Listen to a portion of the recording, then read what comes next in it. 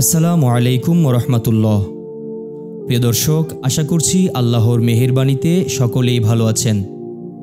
আজকে আমরা শুনব রোজার আধ্যাত্মিক তাৎপর্য ও উপকারিতা সম্পর্কে। রোজা আমাদের জীবনে কী ধরনের প্রভাব ফেলে?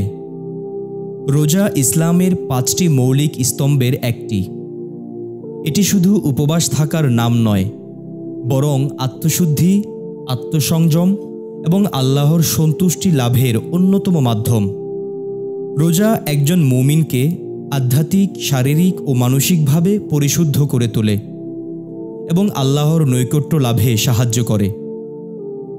আত্মশুদ্ধি ও আল্লাহর নৈকট্য লাভে রোজার ভূমিকা। রোজা আমাদেরকে আত্মসংযমের শিক্ষা দেয়। রোজার মাধ্যমে একজন ব্যক্তি তার খারাপ অভ্যাস ও প্রবৃত্তিকে নিয়ন্ত্রণ করতে শিখে।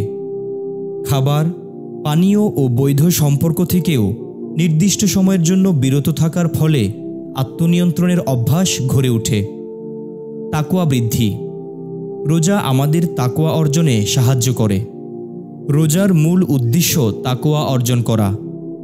আল্লাহ তাআলা কুরআনে বলেছেন, ইয়া আইয়ুহাল্লাযীনা আমানু কুতিবা আলাইকুমুস সিয়াম কামা কুতিবা আলাল্লাযীনা মিন ক্বাবলিকুম লাআল্লাকুম তাত্তাকুন। হে ঈমানদারগণ, তোমাদের উপর রোজা ফরজ করা হয়েছে, যেমন তোমাদের পূর্ববর্তীদের উপর ফরজ করা হয়েছিল, যাতে তোমরা তাকওয়া অর্জন করতে পারো। রোজা মানুষকে গুনাহ থেকে বাঁচতে এবং আল্লাহর নির্দেশিত পথে চলতে উদ্বুদ্ধ করে। রোজা আমাদেরকে সবর ও ধৈর্যশীলতা বৃদ্ধি করতে সহায়তা করে। রোজার মাধ্যমে একজন ব্যক্তি ধৈর্য ও সহনশীলতা চর্চা করতে শেখে।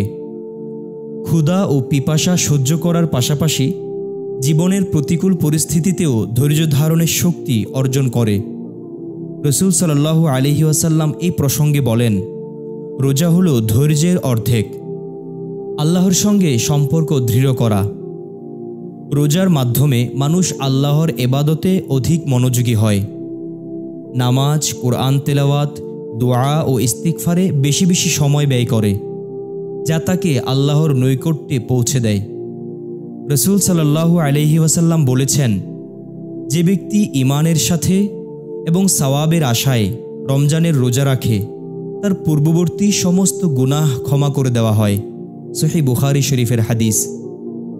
এবার আসি রোজা রাখার শারীরিক উপকারিতা। শরীরের ডিটক্সিফিকেশন। রোজা শরীর থেকে টক্সিন বের করতে সাহায্য করে। দীর্ঘ সময় উপবাস থাকার ফলে শরীরের অপ্রয়োজনীয় ও ক্ষতিকর উপাদানগুলো বেরিয়ে আসে। হজম শক্তি বৃদ্ধি। প্রতিদিন নিয়মিত খাবার গ্রহণের ফলে পাচনতন্ত্র সর্বদা সক্রিয় থাকে। রোজার মাধ্যমে এটি বিশ্রাম পায় এবং কার্যকারিতা বৃদ্ধি পায়। ওজন নিয়ন্ত্রণ করতে সাহায্য করে। রোজার সময় অনিয়ন্ত্রিত খাবার গ্রহণ না করলে শরীরের অতিরিক্ত চর্বি কমতে থাকে, যা ওজন নিয়ন্ত্রণে সাহায্য করে। ইনসুলিন সংবেদনশীলতা বৃদ্ধি। গবেষণায় দেখা গেছে, রোজা ইনসুলিন সংবেদনশীলতা বাড়ায় এবং টাইপ 2 ডায়াবেটিস প্রতিরোধে কার্যকর ভূমিকা রাখে। রোজার মানসিক উপকারিতা। মস্তিষ্কের সুস্থতা বৃদ্ধি। রোজা মানসিক প্রশান্তি ও একাগ্রতা বৃদ্ধি করে।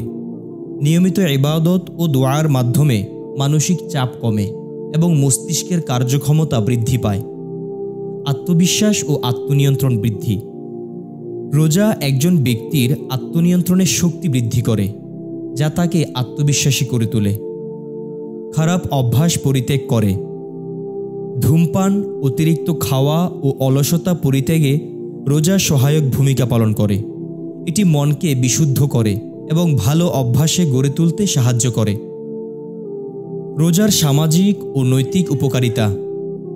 সমাজে সহমর্মিতা বৃদ্ধি। রোজা মানুষকে অভাবী ও দারিদ্র্যের কষ্ট অনুভব করতে শেখায়। ফলে সমাজে দানশীলতা ও সহানুভূতির বৃদ্ধি ঘটে। রাসূল সাল্লাল্লাহু আলাইহি ওয়াসাল্লাম বলেছেন, যে ব্যক্তি কোনো রোজাদারকে ইফতার করায়, সে একই পরিমাণ সওয়াব পাবে যদিও সে পানি দিয়ে ইফতার করায়। তিরমিজি শরীফের হাদিস। পারস্পরিক সম্পর্ক উন্নয়ন। রমজান মাসে মুসলিমরা একই সঙ্গে ইফতার ও সেহেরি করেন, যা পরিবার ও সমাজে সৌহার্দ্যপূর্ণ সম্পর্ক গড়ে তোলে। ন্যায়পরায়ণতা ও সততা বৃদ্ধি। রোজার মাধ্যমে একজন ব্যক্তি তার জীবনকে আরও নৈতিক ও সৎভাবে পরিচালনা করতে অনুপ্রাণিত হয়। এটি মিথ্যা, প্রতারণা ও অন্যায় থেকে দূরে থাকা শেখায়। রসুল সাল্লাল্লাহু আলাইহি ওয়াসাল্লাম বলেছেন, যে ব্যক্তি রোজা রেখেও মিথ্যা কথা বলে এবং সে অনুযায়ী কাজ করা পরিত্যাগ করে না, আল্লাহর কোনো প্রয়োজন নেই যে সে শুধুমাত্র খাবার পানীয় পরিত্যাগ করল। প্রিয় দর্শক, রোজা শুধুমাত্র উপবাস থাকা নয়, বরং এটি এক অনন্য ইবাদত, যা শারীরিক, মানসিক, আধ্যাত্মিক ও সামাজিকভাবে একজন ব্যক্তিকে উন্নত করে। এটি তাকওয়া অর্জনের মাধ্যমে আল্লাহর নৈকট্য লাভের সর্বোত্তম উপায়। তাই আমাদের উচিত রোজার প্রকৃত উদ্দেশ্য ও তাৎপর্য উপলব্ধি করে যথাযথভাবে পালন করা, যাতে এর পূর্ণাঙ্গ কল্যাণ আমরা লাভ করতে পারি। প্রিয় দর্শক, মহান আল্লাহ আমাদেরকে মাহে রমজানের তাৎপর্য উপলব্ধি করার শক্তি দান করুক। আমিন। ভিডিওটি ভালো লাগলে অবশ্যই লাইক করবেন, কমেন্ট করবেন এবং শেয়ার করবেন। এতক্ষণ আমাদের সঙ্গে থাকার জন্য আন্তরিক ধন্যবাদ। আসসালামু আলাইকুম ওয়া রাহমাতুল্লাহ।